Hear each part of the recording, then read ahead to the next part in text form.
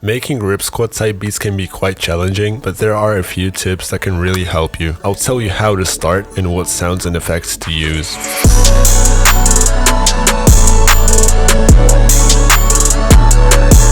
We want to start with a foundation of our beat, that being a chord progression. I chose this one and you can copy it if you want. For this you want to choose a nice pad preset. I think there are 3 great plugins for melodies in this style. First of all is Serum. The stock sounds aren't amazing, but there's a ton of great expansion packs online, so you can literally just open Google and search free Serum presets Reddit. There's also Spire. Spire has a lot of great sounds already in it, and there's RIPSQUAD, which also comes with a bunch of good stock presets. After laying down a chord progression, you can start building a melody on top of it. It doesn't have to be anything complicated, it just has to be catchy and somewhat happy sounding. So basically just stick to the root of the major scale you're working in. You can copy the pattern you just made onto another sound and put it an octave lower or higher if you feel like. Basically we're going for a nice atmospheric sounding melody. If you find your melodies to sound dull and empty, this is most likely because you aren't laying enough sounds on each other. The key to a rich and full sounding melody is stacking like 5 to 8 sounds. You can use that as a rough guideline. RIPSQUAD uses a lot of gross beat, specifically the pitch shifter tab. Putting it on a melody makes it sound a little choppy and weird, but it's gonna sound great when you start adding drums. If you feel like some of the sounds you use feel too raw or rough, you can add some delay or reverb to smooth it out.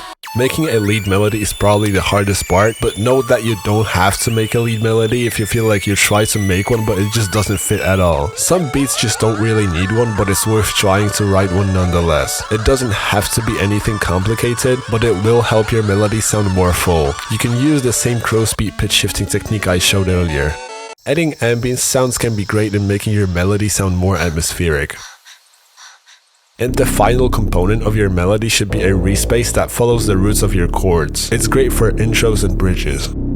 This is an example melody of applying these principles.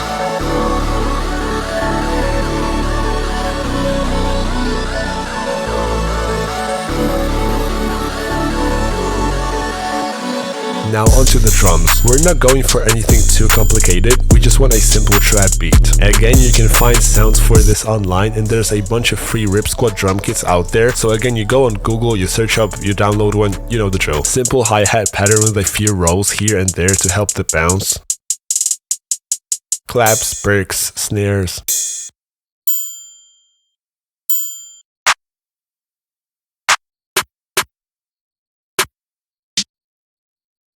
Now you want a punchy 808 sound. RIPSQUAD type beats tend to sound nice with pretty low 808s, so maybe even below the standard C5. And a kick pattern, which is literally just the 808 pattern copied onto the kick sound. Cymbals are also nice in making the beat punch a little more. And before the cymbals, you might want to add some riser effects. The drums should sound somewhat like this. There's one more special thing that RIPSQUAD beats tend to have, and it's the low filter effect. You load up for the low filter and in presets you choose PC low pass plus phaser. You make it an automation clip and put the effect before the drop.